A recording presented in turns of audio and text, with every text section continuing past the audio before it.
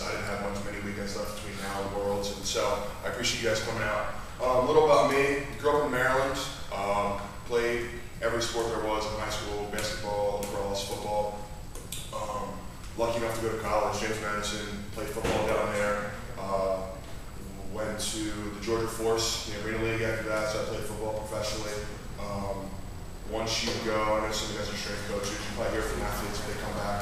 Once you get paid to do something, it's not, you don't love it, it takes away the love of, what you did when you were, 16, 17 in high school. Like I didn't love it anymore. There's no other place where there's gonna be somebody coming in every day to take your job. Like if you're an accountant, a teacher, you work in a bank, they're not bringing in, Joe Schmo to interview to take your job because he might be able to add better or do something better. But playing professional sport, it's every day there's somebody in and out. You're wondering, am I going to have that note in my locker?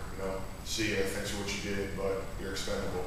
So, I got released. Had an opportunity to go other places, but I finished up grad school at JMU, and I think I was 23, 24 when I was done playing football, and I thought, I knew it was so hard to get a job then.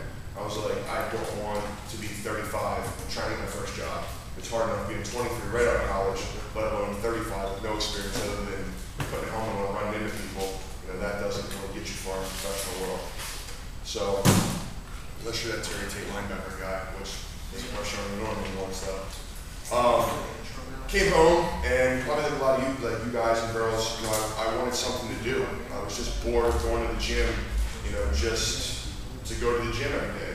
So I always saw strongman on TV, and I was always wondering how to get into that. And I started in the summer of '07. Back then it was even more underground than it is now. I had to search. Found a small contest in Southern Maryland. Went down, competed in that in August of '07.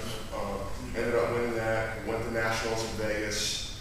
I think I got 6 overall my first time at nationals, and I was kind of hooked. And it started out as one of those things like I was just, I wanted to be a world's strongest man, but I didn't know how to get there and that kind of thing. So I was still doing it just for fun, just for them to train for. And it turned into now I get to fly to Poland, Australia, Iceland, on somebody else's dime, see the world, compete against the best in the world, be on TV and chase another dream that I had. So it's kind of I guess you could say a dream come true from a dream that started 2006, 2007 when I first started watching strongman and trying to get into it. I wish looking back now I could do a lot of the stuff I trained now when I was playing football. We had a great strength coach, James Madison. He's still there, and so that's, as you know, it speaks volumes to be there from 1999 until 2012 in the same position at any college, in any sport. That's pretty tough to do. They're usually it's a revolving door. So, Coach Durning has done great things, but, things have evolved, and he's doing more and more stuff now. And I talked to him and Greg Warner, Greg, I talked to him and Greg a lot, and, they're starting to implement more and more. It's becoming more mainstream. It's almost just like, 30 years ago, they didn't want football players lifting weights. So, 10, 15 years ago, having players flip tires, do farmer's walks, yoke walks, log press, they didn't see, they thought it was just the weird, freaky guys doing it in the Mediterranean on ESPN that did it. But it carries over, and it's so many lifts are so much more functional than just, bench pressing, regular squatting, just everything you do in the gym you need to do. By all means, you need to do them. But there's things that can be more functional than just your traditional lifts. So, I wish when I was in high school and college, I had somebody like myself around, or anybody that could just help me program strongman and different things into my training. How I got started, my training, I trained just like I did in college. I had heavily modified west side, so I had heavy upper, heavy lower, day off, and then dynamic effort, upper, lower, on Thursday and Friday. And I still do that to a degree, but you have to definitely take your volume back when it comes to training strongman, because you can't get that much workload in a week without beating your body up, and eventually, your CNS just crashes, and you can maybe do it for a month or to, but then your body's just gonna, tell you you're gonna stop this shit. So, I trained like that for a while, and I would do events. These are some of the mistakes I made. I would try and do events 2-3 times a week, some of the same events, which, I understood the body, but it was one of those things that I thought if I did the events more, I'd get better, just like a sports practice. I really didn't view it as lifting weights, and I think that's the problem a lot of people do. They try and do too many events, too early on, and even once they get stronger and they're more developed, still too many events. There's not many strongman movements that isolate, one muscle, even two muscles. If you think of everything, it involves, something moving, whether it's your legs, your low back, upper back, shoulders, you're using 5, 6, 7 different muscle groups in each one. So to go out and try and train, let's say 5 events, 6 events in a day is silly, because you wouldn't come in and try and bench, squat, deadlift, do upper back work, biceps, triceps, assistance work for your deadlift, your squat, that kind of thing, all in the same day. You just can't do it. So it's the same with strongman. You wouldn't go to try and do yoke, farmer, stones, carrying drag medleys, overhead press, and a truck pull all in the same day. The first 2-3 events, with a little rest in between, you'd be fine. By the 6th event, you're going to be using, probably 50 to 60% of your maximal load, which, one, you're fatigued. It's one thing if you're doing it for conditioning and doing a bunch of runs, whether it's farmer's yoke, something like that. But, if you're using sub maximal weight, one, you're not getting stronger. 2, you're just beating yourself up. So, I when it came to event training, I just, kept it simple and I did less, which kind of in strongman, I personally feel, I talked to a lot of other guys, less is more.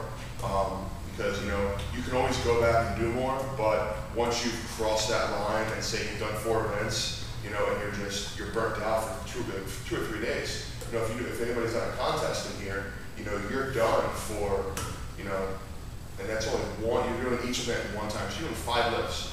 So if you do a contest, you're done for probably 3 or 4 days. You have to recover. So if you go train, you're going to do 5, 6 runs of farmers, 5 or 6 runs of the yoke, 2 or 3 sets of stones, a couple sandbag runs. So you're doing 10 times what you're doing in a contest, and then you're going to try and go back and train a day or 2 later.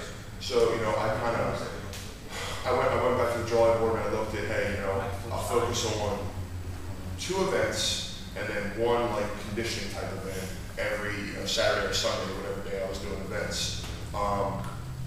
And obviously, it's, if you don't have something, I was helping this guy train, and he's kind of like Rain Man. He tries to do way too much. Craig Pfister? Yeah. So,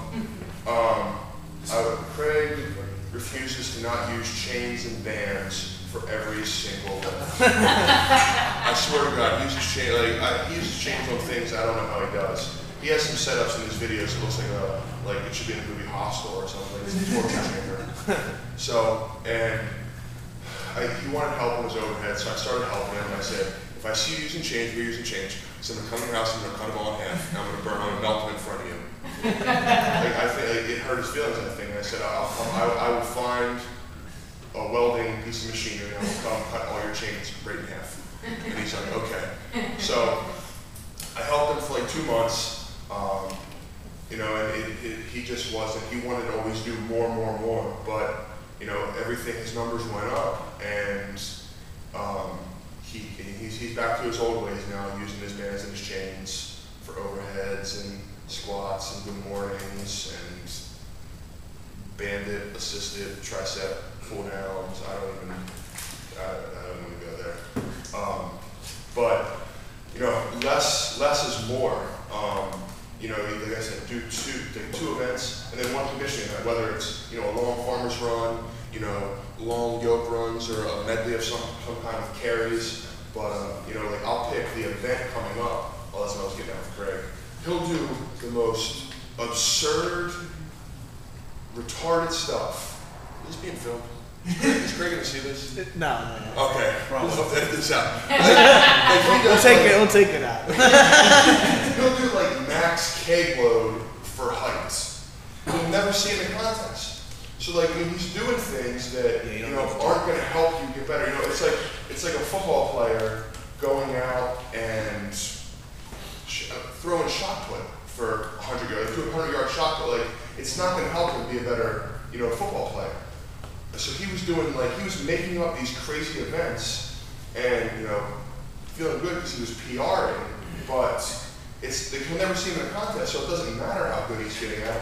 It's not helping him get better at anything else. So if say you do a contest, pick it. I tell people to at least train.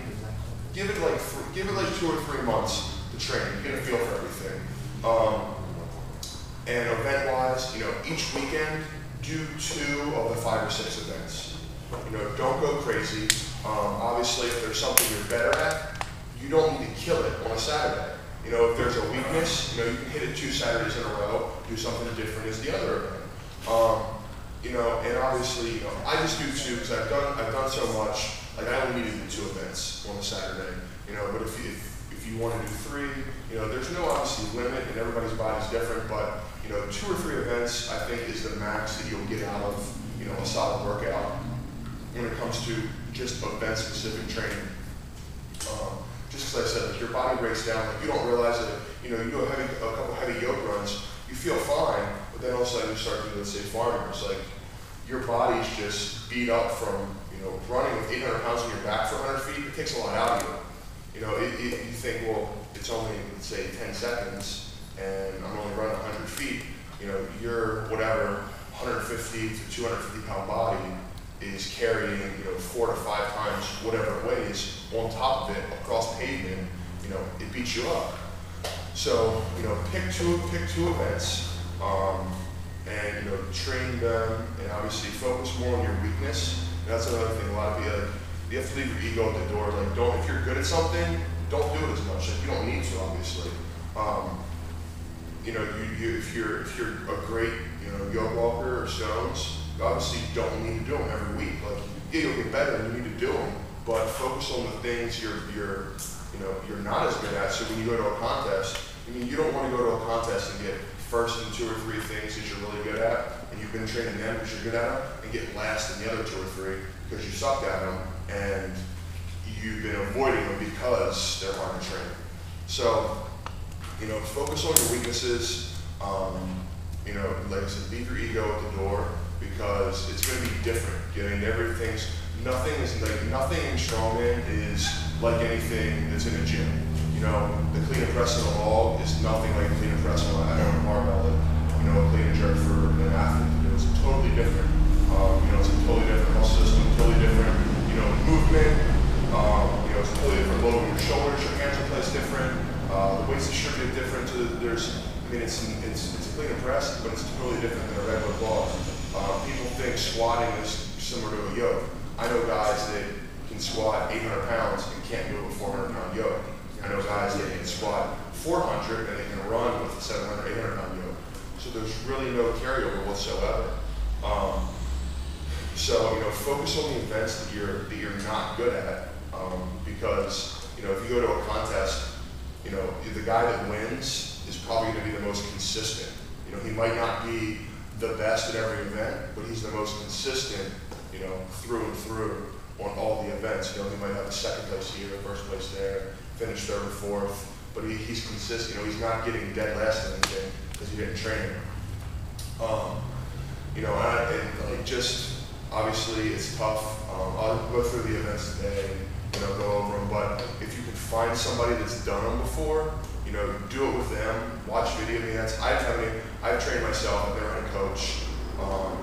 If you can find someone around you that does strongman or has done it, by all means use them because, the strongman community pretty much, everybody's 1, they're nice, 2, they want to help, and 3, a lot of people are looking for another person to train with. They're so